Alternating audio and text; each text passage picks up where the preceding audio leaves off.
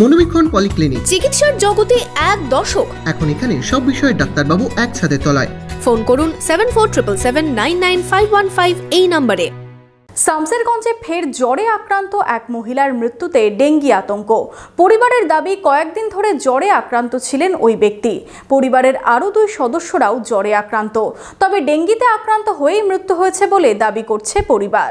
শামসেরগঞ্জে ফের জ্বরে আক্রান্ত এক মহিলার মৃত্যুতে ডেঙ্গি আতঙ্ক। পরিবারের দাবি কয়েকদিন ধরে জ্বরে আক্রান্ত ছিলেন। রিপোর্টে তার ডেঙ্গি ধরা পড়ে। জানা গেছে শামসেরগঞ্জের চাচণ্ড পঞ্চায়েতের নতুন লোহরপুর গ্রামের বাসিন্দা বছর 38-এর আশিয়া বিবি কয়েকদিন ধরেই জ্বরে আক্রান্ত ছিলেন। প্রথমে স্থানীয় চিকিৎসকের কাছে চিকিৎসা করান, পরে তাকে অনুপনগর হাসপাতালে ভর্তি করা হয়।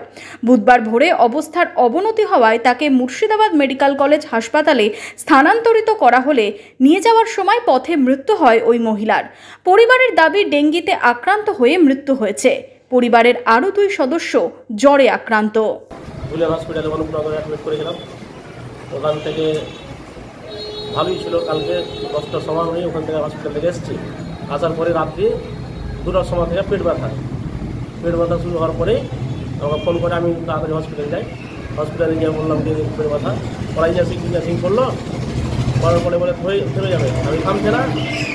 তো কী ব্যবস্থা লিখে নেন, তখন ডাক্তার এলো, ডাক্তার যে দেখছিল উনি তখন ছুটি দিয়ে দিল, এই অনুযায়ী ব্যবস্থা করে লিখে দেবে জয়পুর বা বহরমপুর।